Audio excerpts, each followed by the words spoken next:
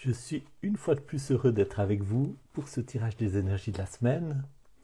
Voilà mon jeu, je vais commencer à le brasser avec mon intention qui est toujours un peu autour des mêmes choses.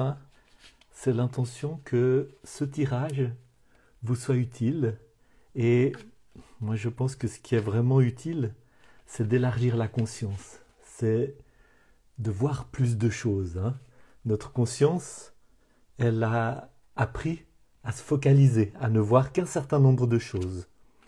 Notre cerveau, notre système nerveux fait filtre, parce que sinon, on serait débordé si on voyait tout. Mais il y a de la place pour voir un peu plus, pour élargir, pour notamment prendre conscience des choses qu'on a mises de côté, parce qu'elles étaient peut-être au moment où on les a vécues trop difficiles, et il a fallu les refouler, mais maintenant vous avez grandi. Maintenant vous avez la capacité de voir plus, de voir mieux, et en étant plus conscient, on est plus libre. On est plus libre et on est plus aligné avec soi-même. Donc moi je souhaite que mon chemin de vie me serve à être toujours plus aligné avec cette dimension lumineuse, calme, divine, que je rencontre au plus profond de moi-même, au cœur de mon être, quand je m'arrête, quand je fais silence.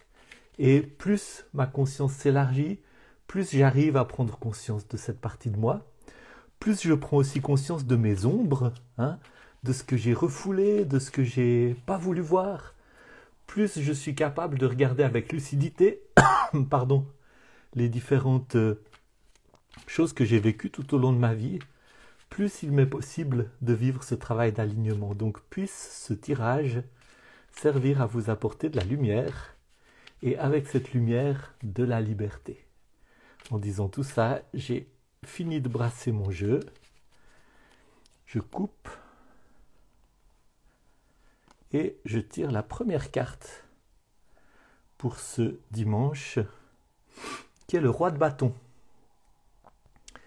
La semaine passée, on avait eu le roi d'épée qui parlait d'une position de grande autorité et de grande clarté intérieure, qui permet d'avoir accès à sa sagesse intérieure et qui permet de faire face aux épreuves de la vie quand elles se présentent. Et il y avait aussi un aspect de la présence des épreuves dans le tirage de la semaine dernière. Le roi de bâton, il est assis dans la même autorité et il est maître de son feu intérieur. Il est maître de son feu intérieur, il a appris à travers les difficultés de la vie, à travers les apprentissages, les initiations, les hauts et les bas de l'existence, il a appris à canaliser son énergie vitale dans la direction de cet alignement avec qui il est au plus profond de lui-même. Et en faisant ça, eh bien, il est le maître de son feu intérieur. Il ne gaspille pas son énergie vitale pour des choses qui le séparent de lui-même. Bonjour à toutes, c'est sympa de vous voir.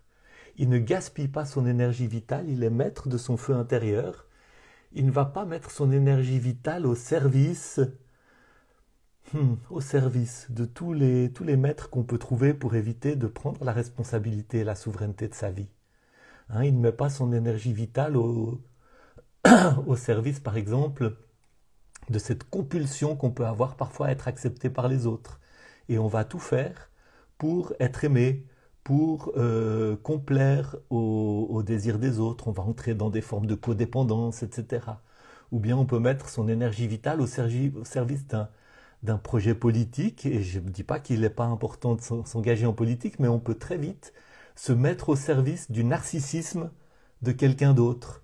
Parce qu'on projette sur un système, sur un ensemble d'idées ou sur un personnage, sur un boss, sur un patron, sur un leader, qu'il soit homme ou femme.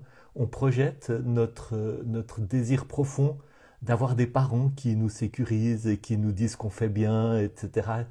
Notre désir profond d'obtenir quelque chose qu'on n'a pas eu quand on était enfant. Et ce roi d'épée, il connaît ça.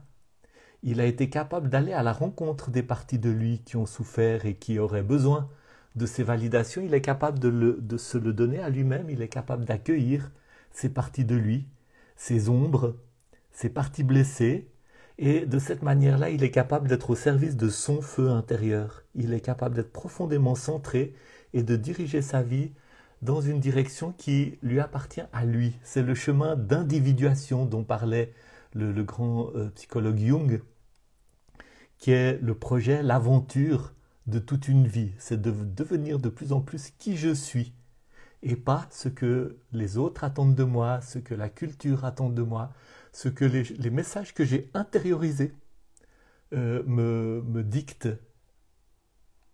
C'est la capacité de se connecter avec ce centre en moi qui est quelque chose de solide, de sûr, mais qui est aussi très humble parce qu'il est tellement facilement recouvert par d'autres voix. Donc il faut faire de la place, il faut faire du silence, il faut voir qu'est-ce qui se met en travers de la route, qu'est-ce qui se met entre moi et ma lumière pour pouvoir aller à la rencontre de mon feu intérieur et me mettre au service de mon feu intérieur.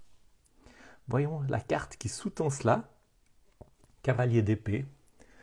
Cavalier d'épée, c'est un personnage courageux, entreprenant, qui est au service du roi et qui est porteur d'un message.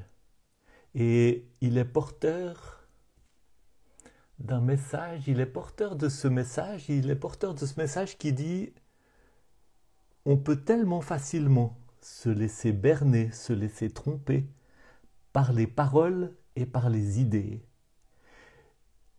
Il faut être capable de faire la différence entre les pensées qui enferment et entre les pensées qui libèrent, entre les paroles qui enferment et les paroles qui libèrent. C'est le travail d'une vie, mais c'est ce travail qui va tout à fait dans le sens d'aller à la rencontre de son centre, de son feu intérieur. Quels sont en moi les messages qui me viennent d'ailleurs, qui me viennent de mes parents, qui me viennent de la culture, qui me viennent des religions, qui me viennent des injonctions, qui me disent « ne sois pas toi-même ».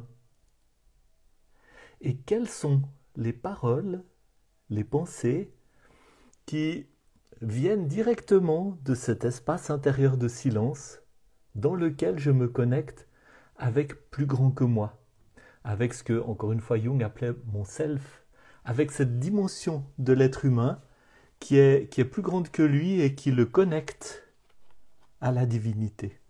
Donc, ce chevalier d'épée, il est là au service du projet de ce roi de bâton. Il est là pour dire faites attention à vos pensées, faites attention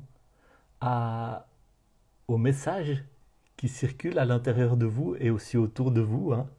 Ne vous laissez pas embobiner, notamment par les messages de notre société qui dit tant de choses sur ma valeur dans mon travail, ma valeur dans ce que je consomme, ma valeur dans ce que je possède, ma valeur dans le regard des autres, qui dit tant de choses. Ce chevalier d'épée, il est porteur d'une parole qui est issue du fond du cœur. Il est porteur de cette capacité de se connecter. Il vous invite à vous connecter avec votre silence intérieur pour trouver la parole qui est la vôtre. Et voyons la carte qui est sous le paquet, qui est l'as de denier. C'est magnifique, c'est la promesse. C'est la promesse de ce... C'est ce qui se passe quand on se met dans cet ouvrage, quand on entre dans ce projet du roi de bâton, d'aller toujours plus vers son feu intérieur, vers cette fidélité à soi-même.